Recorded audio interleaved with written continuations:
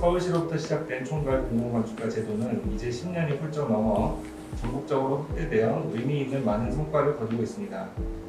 따라서 지자체별로 운영되는 현 상황에서 한 단계 진화하여 전국적인 네트워크를 구축하여 보다 심도 있는 강화된 체제로 전환하기 위한 준비가 필요한 시점이라고 하겠습니다. 이에 서울건축포럼은 총괄 공공건축가 제도의 성과와 과제를 논의하는 자리를 마련하였습니다.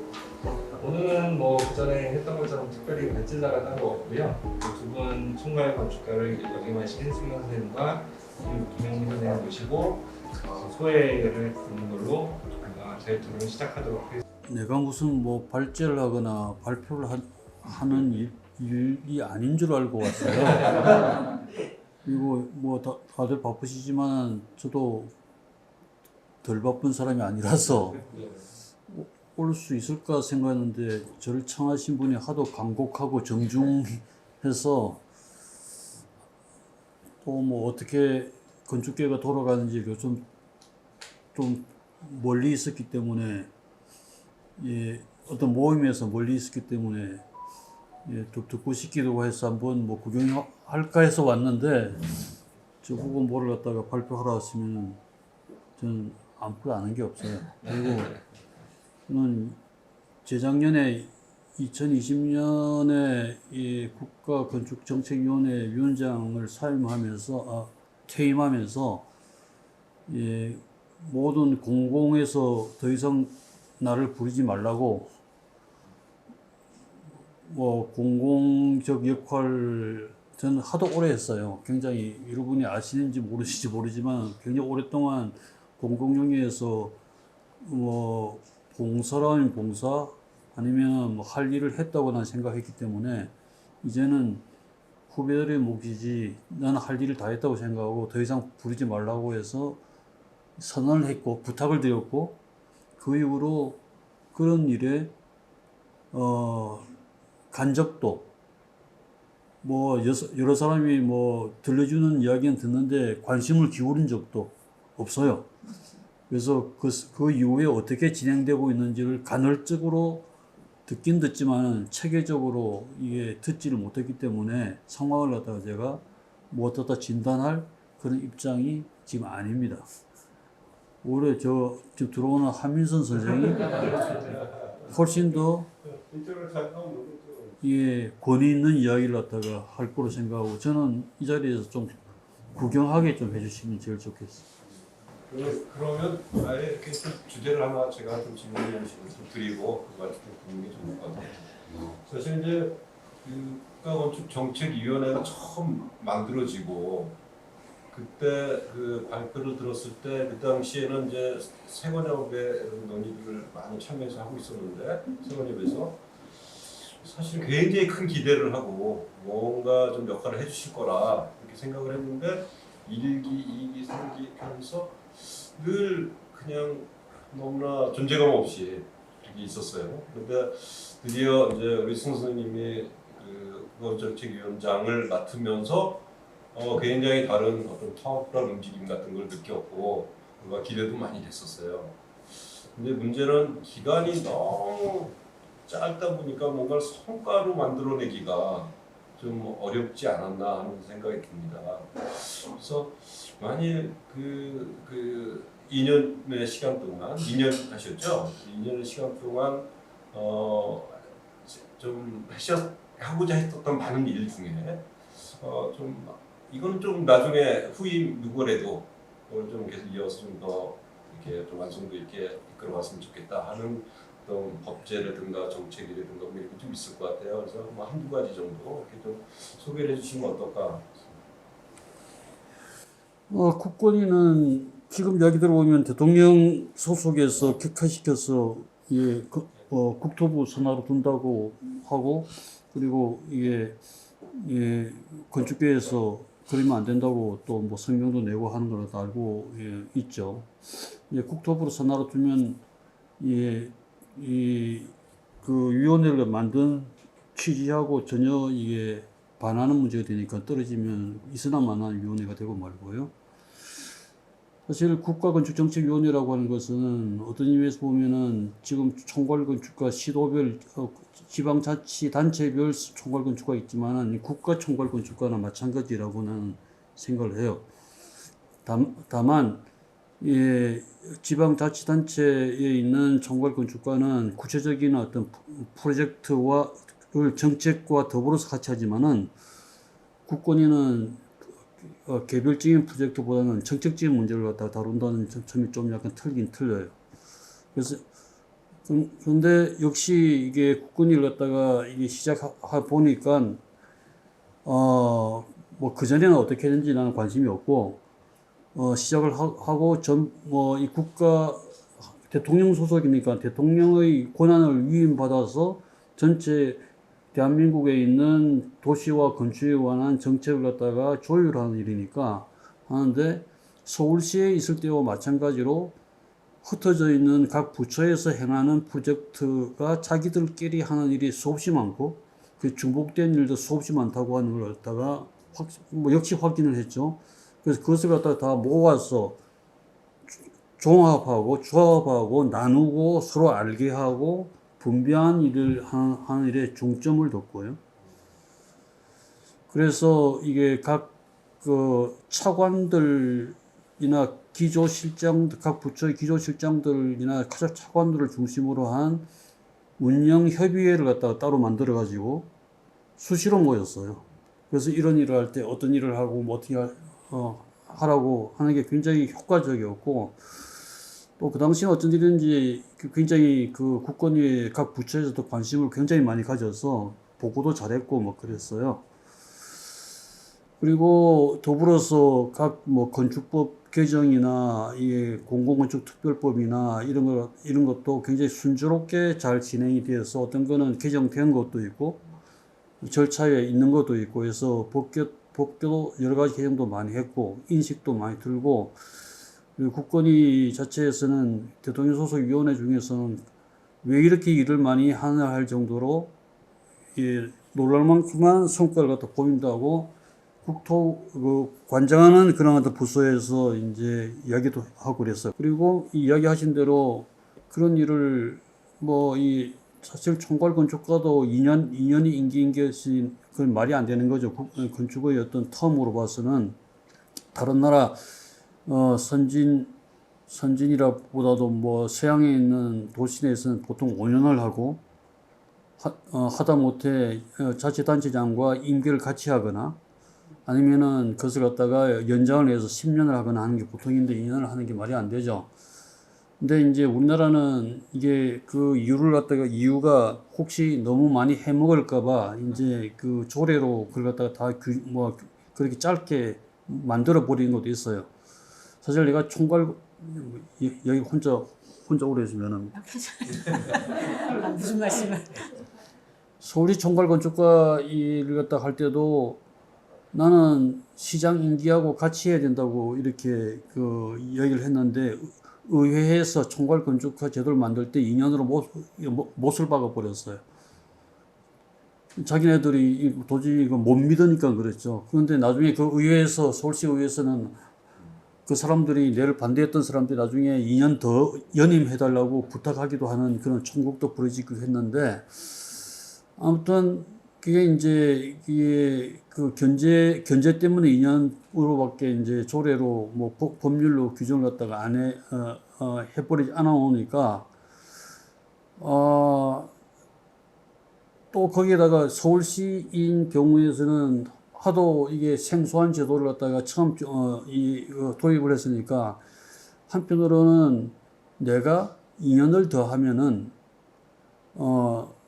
하민선 선생도 그때 와서 한 번 더 하라고 뭐 내한테 압력 넣고 그랬었는데 한 번을 더 하면은 이 제도가 총괄건축가 제도가 아니라 승유상 제도로 굳혀질 가능성이 농후해서 이건 시스템의 유지가 중요한 게 사람이 중요한 게 아니라고 해서 내 뜻을 가장 잘 이해하고 같이 해온 사람이 맡아서 그 일의 내용을 지속시키는 게 더 중요하다고 생각을 갖다가 했기 때문에 난 그만두겠다고 얘기를 갖다가 강력하게 한 거고 시스템으로 안 놓는 게 좋겠다고 한 거고 그래서 서울시에서도 내 후임을 내가 선거를 하고 맡아서 못한 일 다 이어달라고 그랬고, 그다음에 뭐 거의 4년 동안 하는 셈이니까 국권위에서도 그다음에 후임을 같이 쭉 일해왔던 박인석 교수한테 부탁을 하고 해달라고 해서 강권해서 하기로 했고, 그래서 4년을 갖다 했죠. 그래서 어떤 의미에서는 4년 동안 한 셈입니다. 그게 이제 대통령 임기하고도 거의 맞아서 이게 딱 뭐 떨어지는 것이었고, 그 사이에 사실은 국권위에서 한 일은 제가 알기에는 사실은 전례 없는 많은 일을 갖다가 한 것으로 나는 이게 알고 있습니다. 그리고 그게 지금 뭐 여러분들 거의 동의하시는지 모르지만 제가 듣기에는 많은 젊은 건축가들이 그 혜택을 갖다 많이 받아서 활발하다고 하는 이야기도 듣기도 뭐 하고 있기도 그렇습니다.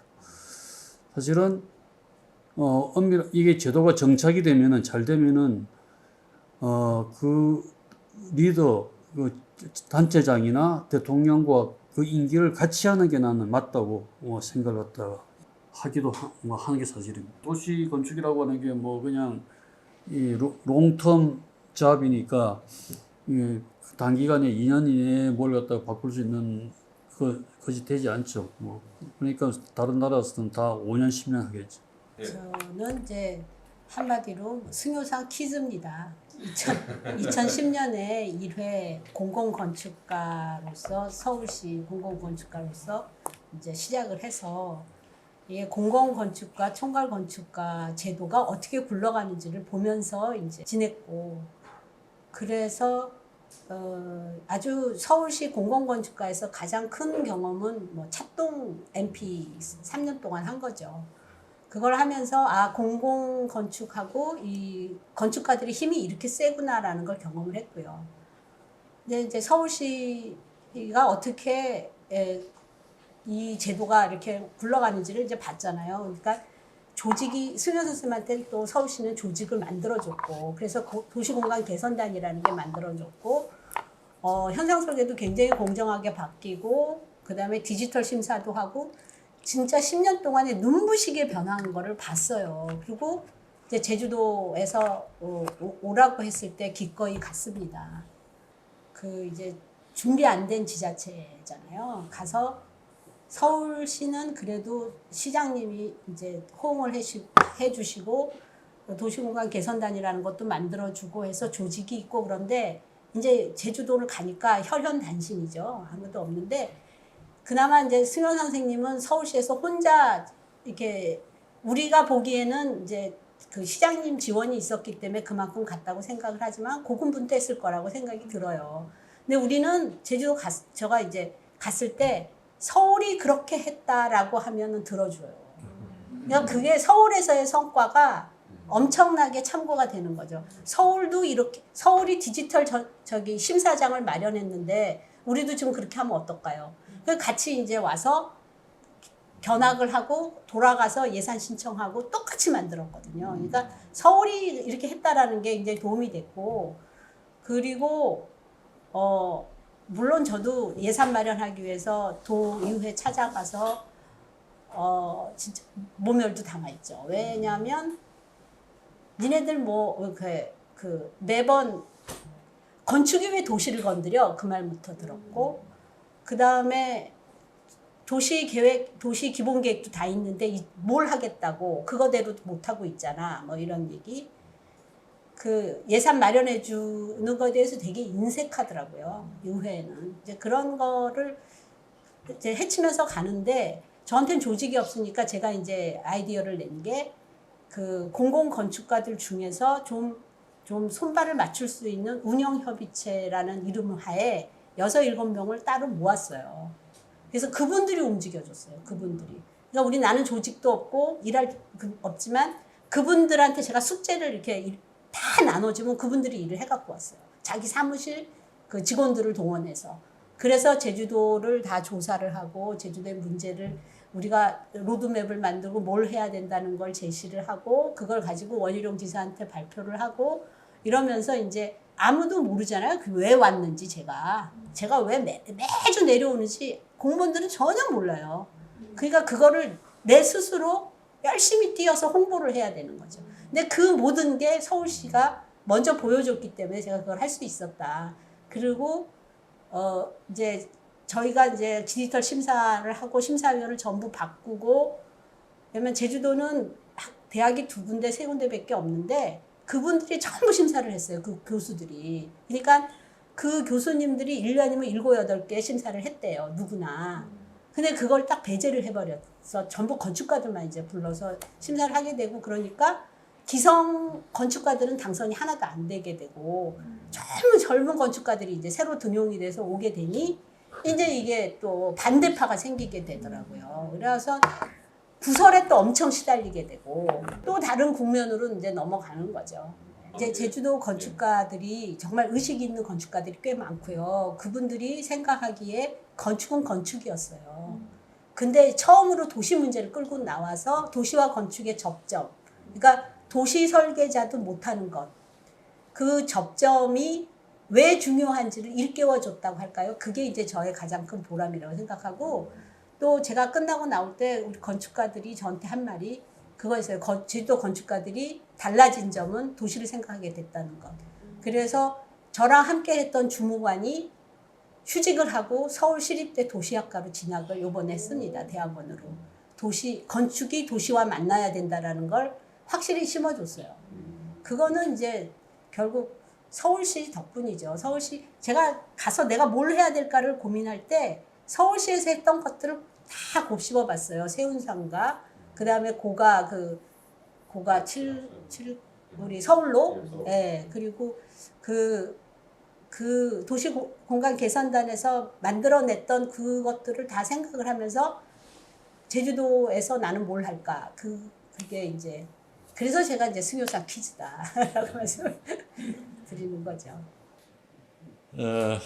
저렇게 말씀을 드리면, 제가 승 선생님이 보내서 갔고, 광주에 누가 갔으면 좋겠냐 그래서 제가 김영민 선생님을 추천했었어요. 근데 안 가시겠다 그랬죠. 그러더니 제주로 가더라고.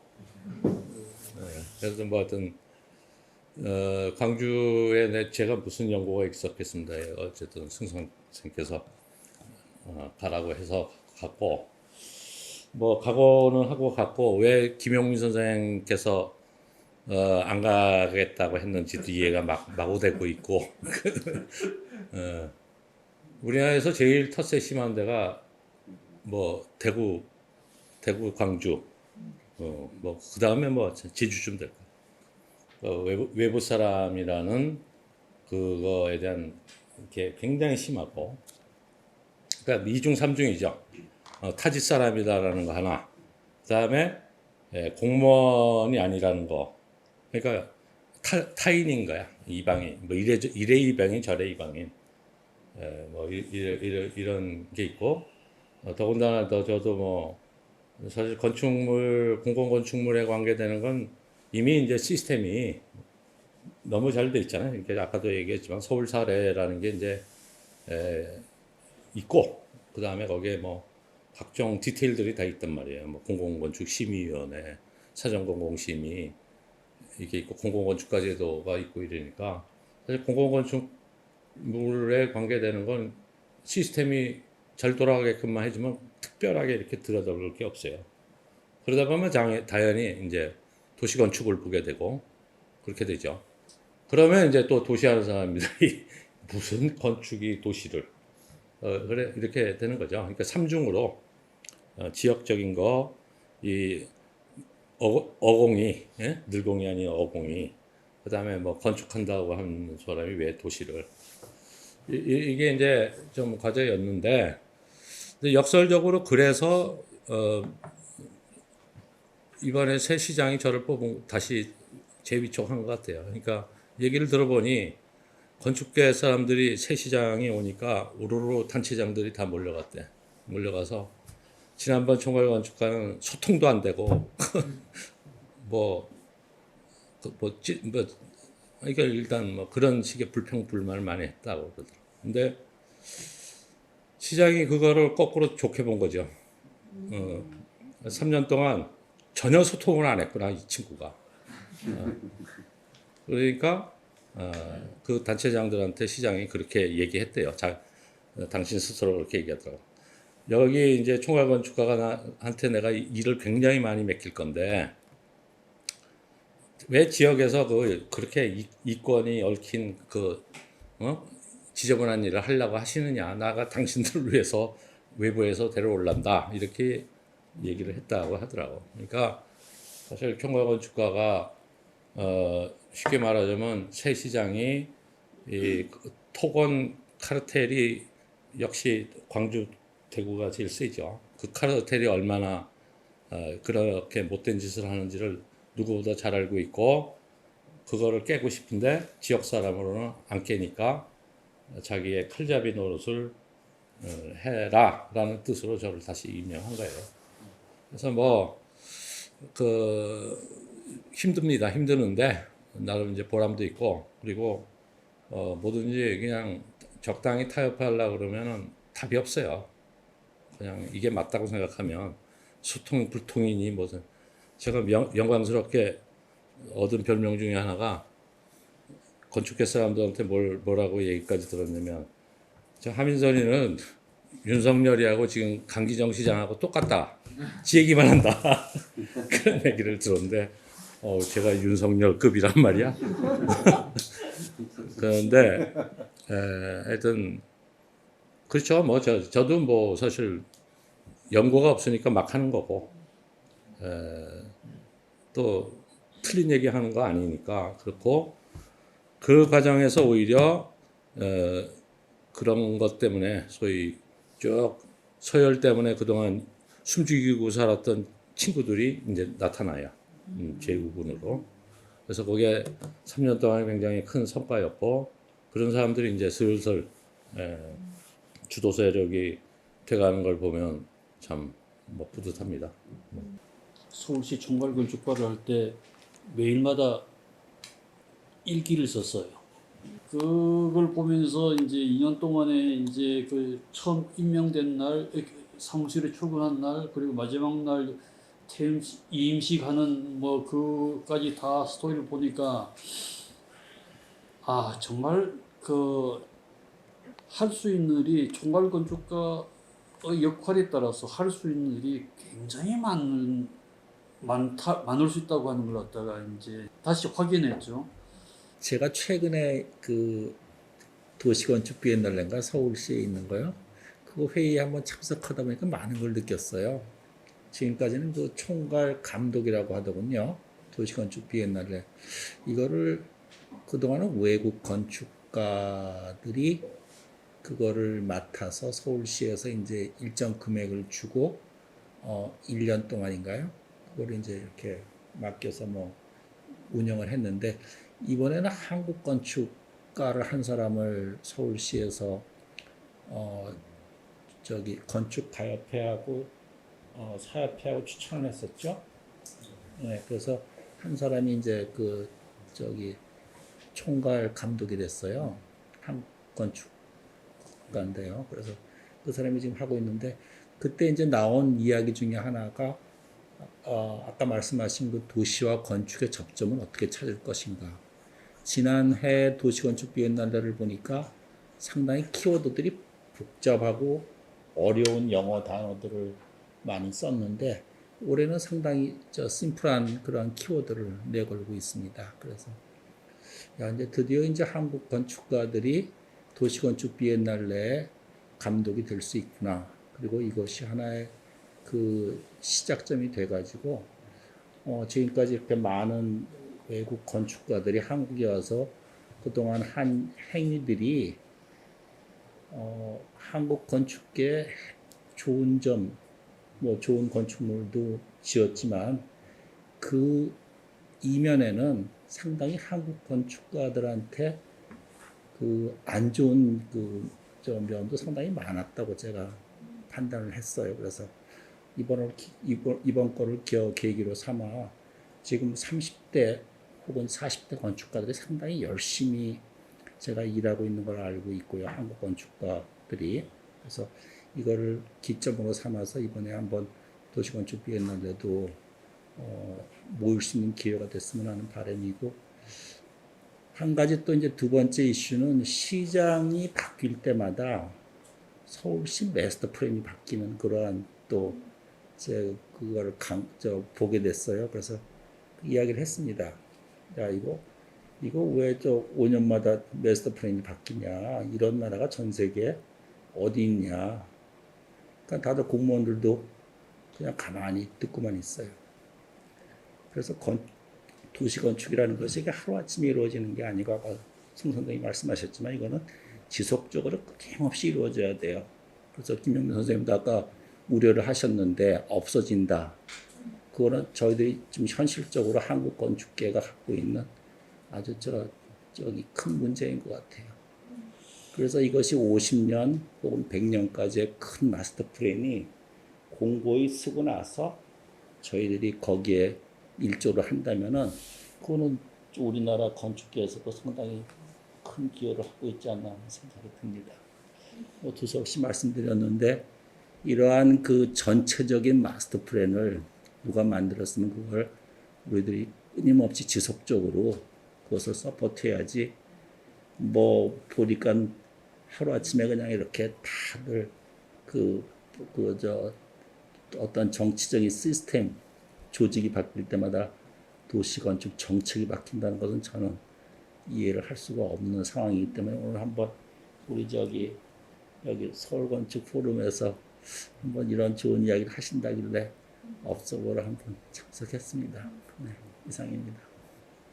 도시건축 비엔날레는 또 제가 만들었거든요. 네. 그래서 총괄건축가 할 때 만들었는데, 아까 이 도시와 건축에 관한 뭐 이게 이 분리 문제, 통합 문제가 하도 심각해서 이걸 다른 형태로 통합을 해야 되겠다 싶어서 만든 게 이 시바우, 에스바우라고 해서 도시건축 비엔날레라고 해서 이제 만들었어요. 네.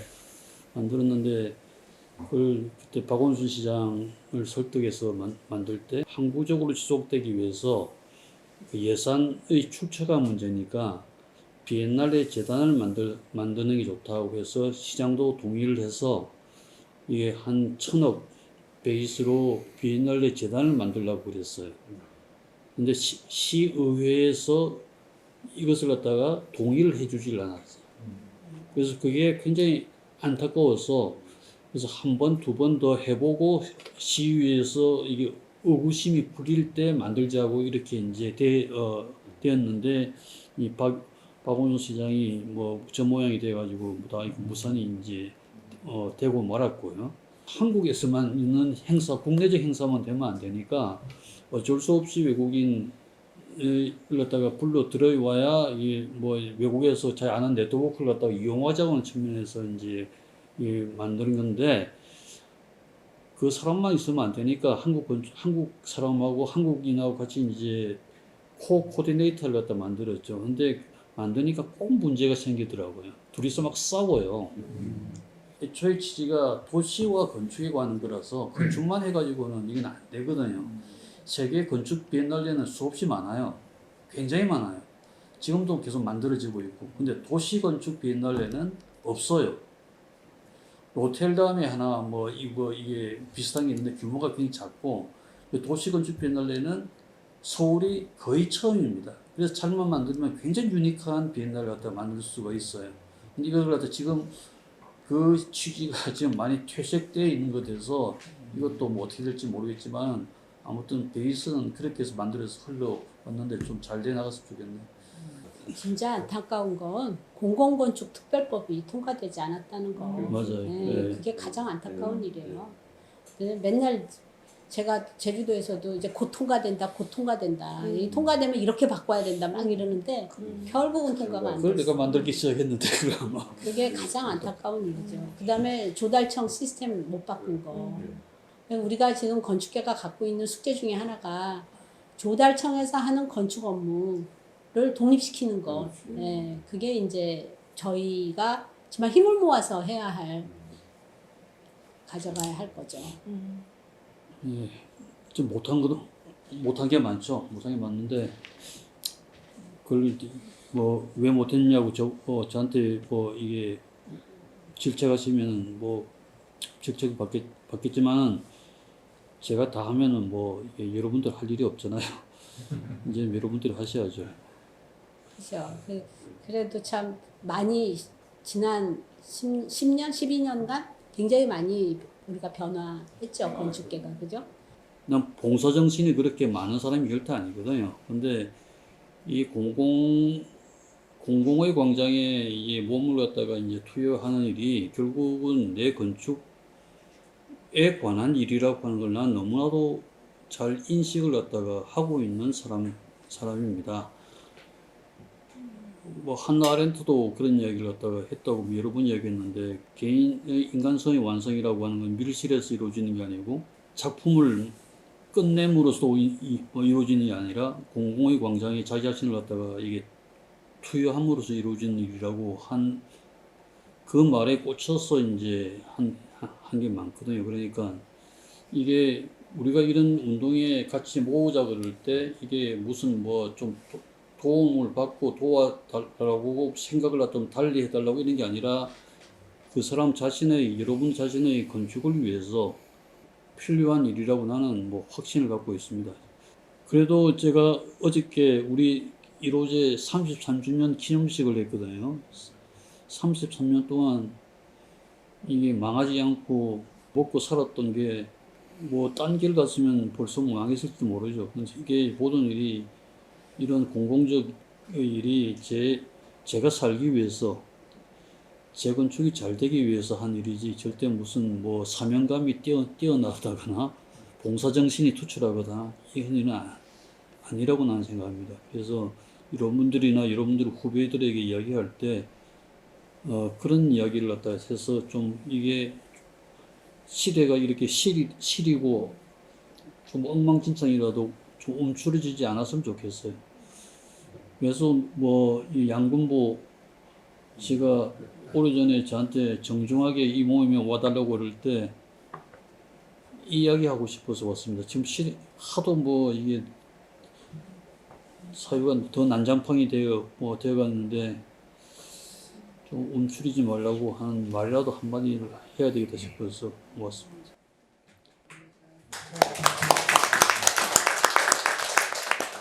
예.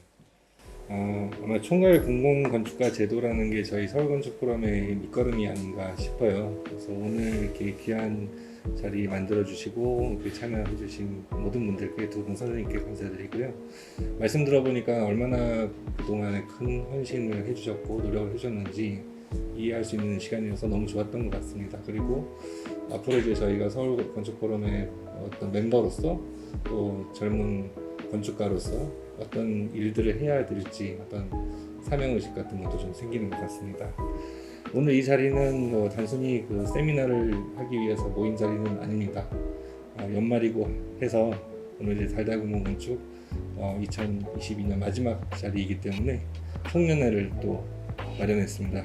마음껏 즐겨주시고 가시는 그 시간까지 행복한 시간이 되었으면 좋겠습니다. 감사합니다.